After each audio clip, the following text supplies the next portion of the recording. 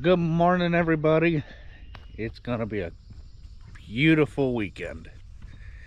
Gonna be a little warm this next coming week, but we're used to it. What am I getting into today? I'm in charge of unloading hay. I think we got another 8 wagons, if I'm thinking correctly. Got some help showing up. Not sure what kind of footage I'll be getting, but we'll be sure to bring you along. Oh no, that better not be oil. Out of my gator, because this is where my gator's been sitting, right in this vicinity here. Oh no. Oh, uh-oh. No? Everything looks dry. Oh, maybe it's water from the air conditioner. If it is, that's, well, oh no, wait a minute, it's stuck on grease or something. Whew, scared me alive. Gonna fill this front end with the 8 wagons or so that we got loaded. So I'm here at this loader tractor this morning, and I just want to say what a big help the YouTube community has been in making me more acknowledgeable, understanding of this 1224 transmission, being that it is 12 reverse gears, 24 forward gears. When it's in the low side on the transmission, it when you go into reverse, it doesn't utilize the low side of the transmission, it utilizes the high side. Now granted, if you had it in, say, B3 on the low side, and you went to go shift into reverse, it would go to the high side. If you had it in, say, the same B3 on the high side of the transmission, and you went to go into reverse, it would stay in that sequence because you're not in forward gear on the low side of the transmission. It's a very simple transmission in my opinion. And the more that I learn about this tractor, the more that I like about it.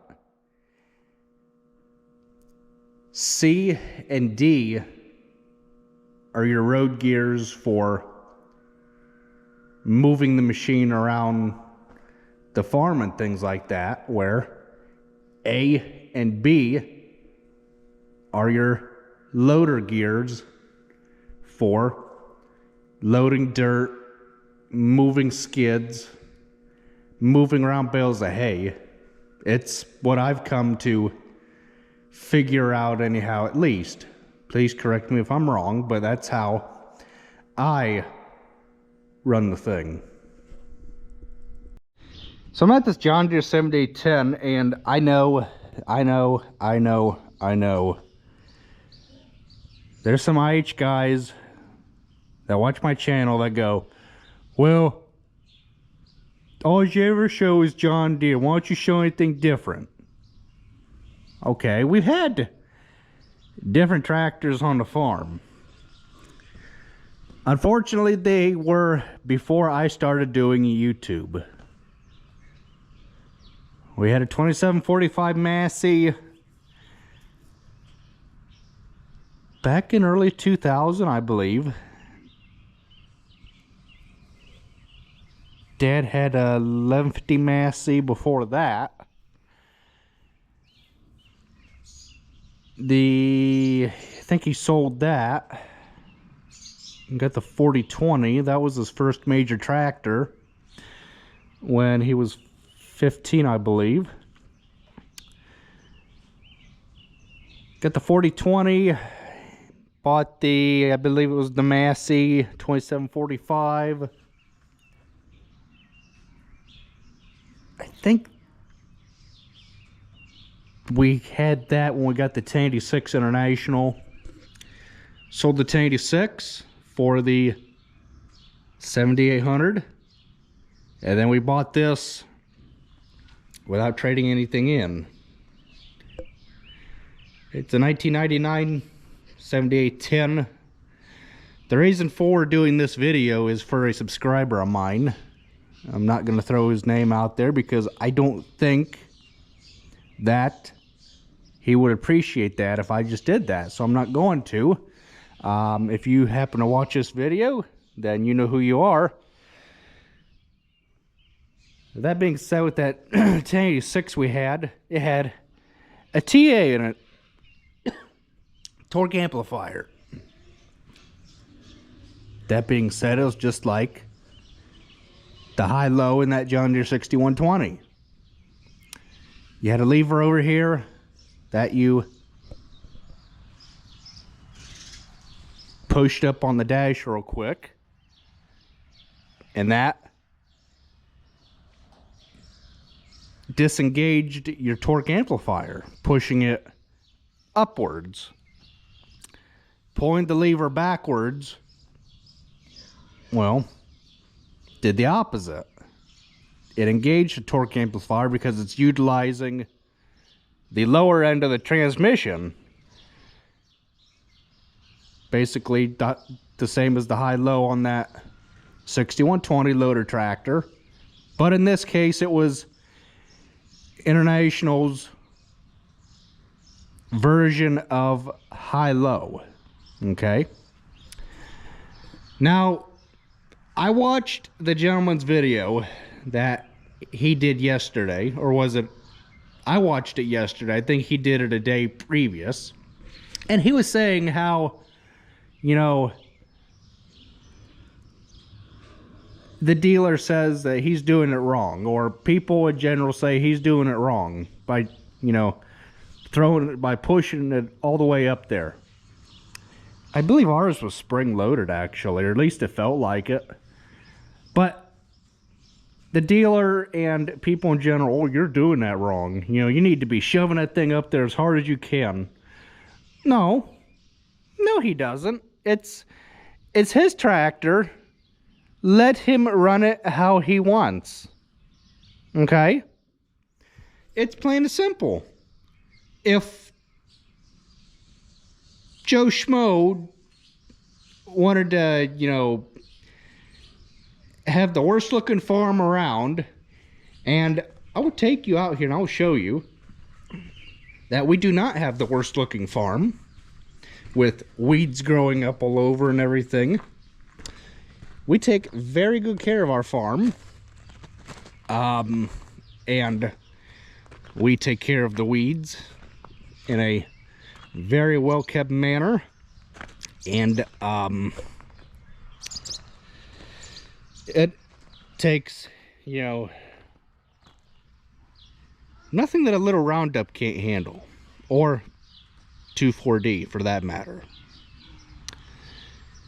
You know, I look at some of these farms and I just go, geez, you know, you should be a little more concerned about taking care of your weed control rather than worrying about 21,000 subscribers or something along those lines, you know. But that's just me, in my opinion, and nobody cares about it. But back to topic, okay? Since this is set up for a right-hand reverser, there's a lot of guys out there that say, oh, you do not need to use the clutch. You do not need to use the clutch to go from forward to reverse at a low idle. Well, okay, but it's easier on the transmission. Now I know there's some people out there that, well, that's just oil on oil. You're not gonna do nothing. I mean, just basically letting it, you know, go from forward, and it'll hesitate. It'll act just like a clutch going from forward to reverse. Well, the only exception to the rules is that John Deere 6120, because it's a loader tractor. Okay, you have over here on the shifter, on the dash, your forward and reverse. You know why they did that like that? It's so that you can run your loader with your right hand and shift with the left hand. It is that simple. Okay, is there a way to oil this noisy clutch? I don't know. I don't think there is, unless you take this whole entire dash apart and get up to the top end of the clutch arm that is behind this plastic here that I'm not going to take off. So I'll just live with a noisy clutch. Does it, you know, interfere with the videos? No, it's fine. And, you know, it is perfectly fine to use the clutch to shift from forward, brakes, and then reverse, and then go again. Okay? It's that easy and simple. So for those of you that are telling that gentleman that he's running his tractor wrong, well, you've never been in farming. You've never ran a 1086 before. You've never ran a John Deere 7810. You've never run a John Deere 6120. Okay? So, until you know the whole entire situation or the whole entire facts of what's going on, please keep quiet. That's all that there is to it. Just like, too, how a month or so ago, this thing had some fuel pump issues. We had to put a new fuel pump on it. The thing was tacking out at, I believe, 2400 RPM.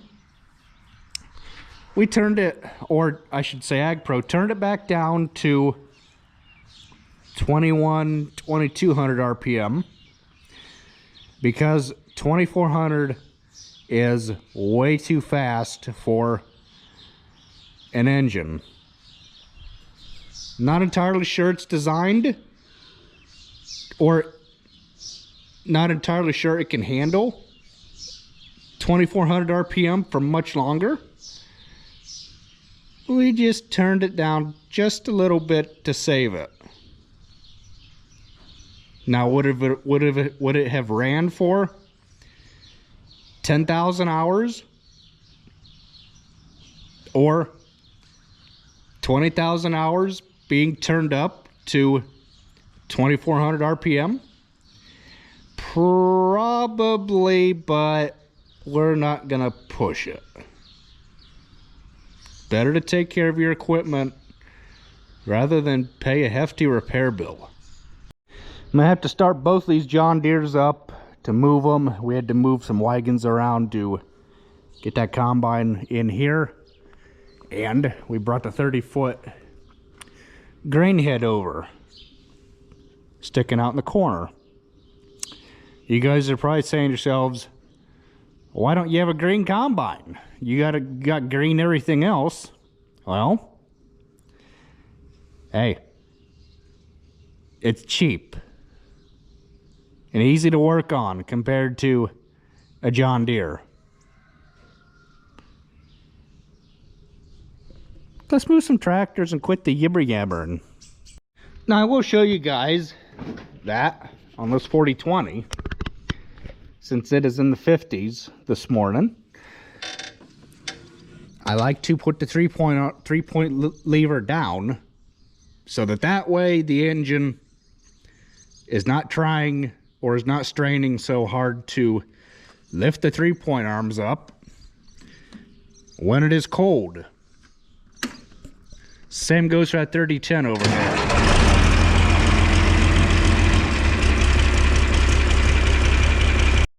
Same goes for the 3010, even though we just got done this past winter, putting new battery cables and new batteries in it.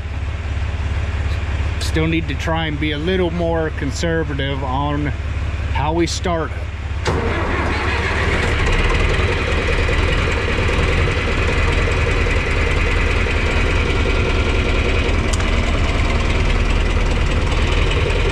I was kind of hoping I didn't really need to move the 4020 first thing, but looks like I'm gonna have to. That's okay. Since that engine is warm, then you can let the 3-point arm lever up where it's supposed to be, because that oil, because the engine oil and the hydraulic oil have been warmed up, making it easier on the pump because the oil isn't so cold. Well, then I can put the 4020 back in its spot, because I won't need to get as close over here when I go to get that wagon out. It won't come over here, it'll come out this way, and the tractor will be over here. It's a lot better to just move the tractor now while it's running, rather than start and stop the thing and wear the starter, battery cables, alternator, you name it, stuff can wear out. Why don't you guys why don't you use the 4020 to push wagons? Well, that was our goal a couple years ago. That's why we added this 5th weight, 4 weights actually, because this is all one motored piece, so 4 more weights. Okay, 1, 2, 3, 4. Actually, we started with 4, added a 5th one. However you want to look at it. Because we were originally thinking that it would get us to here to push wagons in with the 4020 if the 3010 were to go down. But it comes too close to the front end of the hood for our likings. We could make a bumper up, do a whole bunch of Billy bobbing goobering up on this 4020, but how often do we need it to push wagons in the barn?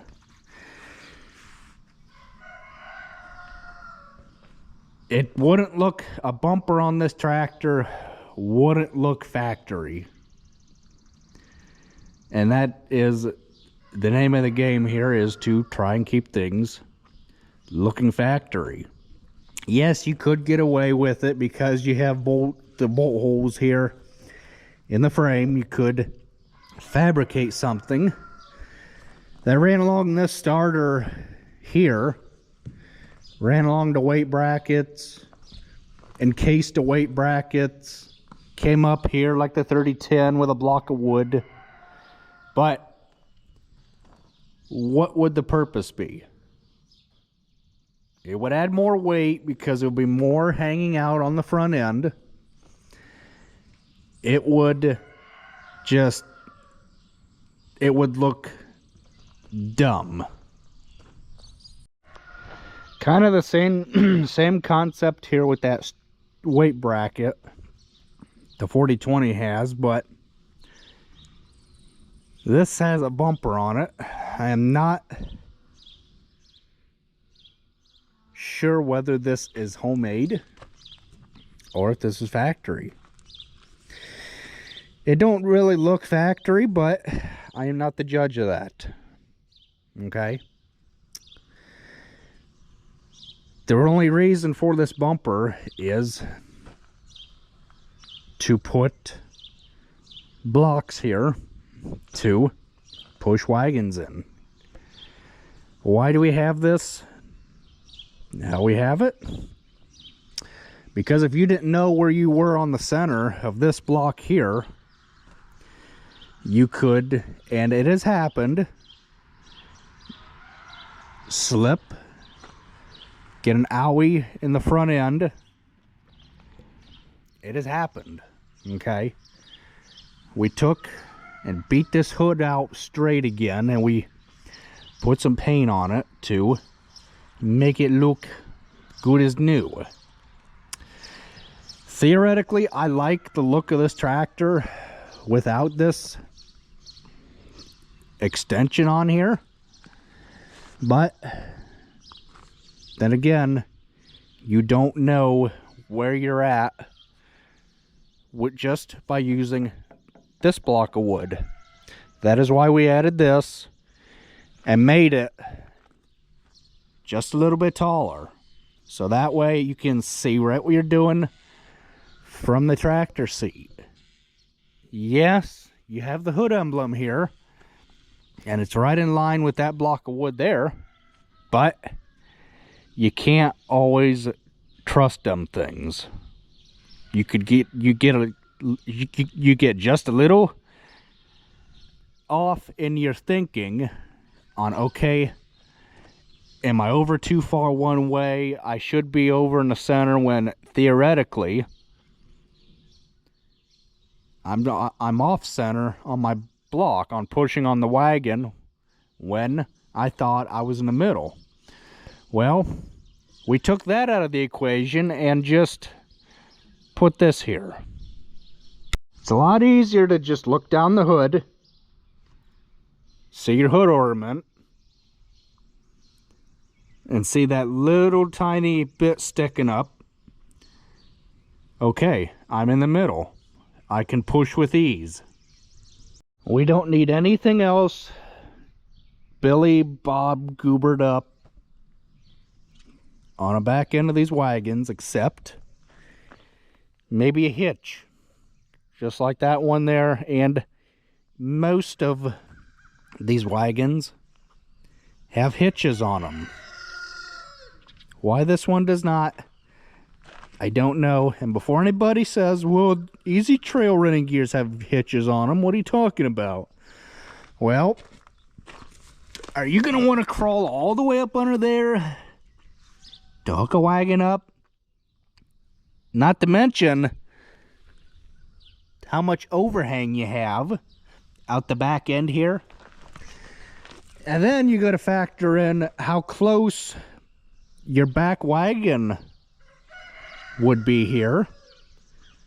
When you go to turn, you would only be able to turn like that much before this back corner would end up hitting the front corner on the back wagon. You would only be able to turn like maybe that much past center. It wouldn't do you any good to crawl under there all the time to hook the wagon up. I guess you really could if you were in a pinch. It's not really that far under there. I guess you could, but in our operation, we just make sure to look back here for a hitch that is out here, or we just put this wagon behind that if we need to hook tandems up. The reason why Easy Trail has their hitches where they do on their running gears is because these running gears are universal. You could take the hay bed off and you can put a flatbed on these, gravity boxes, you name it, you have a hitch right behind you. Now some of these we've took and made our own, so that way, like I was trying to explain earlier, you can hook that one to this one, or vice versa. You guys see what I mean? If we just took a piece of channel and bolted it to the existing drawbar on the Easy Trail bed. So that way, like I was saying earlier, it would interfere with how you would turn. That one there is the same as the one I showed you out in the driveway. That's the way we do things, and we have just, within the last couple years, started welding hitch pins to tongues on everything, because there's nothing more aggravating than not having a hitch pin on your tractor or side-by-side when you want to move wagons. Comes in especially handy for when you're putting wagons away, because you might not always have a hitch pin in your side-by-side. Why do I say side-by-side? Because in order to put these things away where we put them away, you got to back them in a building and then around a couple corners. It's easier to do it that way, so that way you're facing forward and you can see right through the bed at where you're headed, rather than turning around, trying to turn your neck around and all that on a tractor. It's much more easy to use a side-by-side to put wagons away when you're done with them at the end of the year. So I hope this explains a little bit about why we do things the way we do on our wagons, tractors, things like that. I want to encourage you, if you haven't already, to hit that red subscribe button on your way out the door. Give me a like, comment, and subscribe. We'll catch you later, guys. Thanks for watching. I guess, too, I forgot to mention that we got this little Heston here. And in order to use the 3-point spear to move around bales of hay, we had to put some weight on the front of this tractor. And that, before we put the weight on the tractor, my grandfather put these blocks on this bumper here, because it had the same problem as the 4020 did, or does. It would be metal on metal. Front end here is metal on a metal hay wagon. Doesn't really mesh up too well. So that's why he put the blocks here to push on. Again, if that 3010 went down or something. And then we put the weights on here, so that way we can move round bales with this tractor and keep the front end on the ground. We keep a chain on here in case you got to pull wagon backwards in the barn or something like that. But it serves its purpose as moving around bales. It's the perfect utility tractor alongside that 6120 for moving around bales. So we'll catch you guys in the next video. Thanks for watching.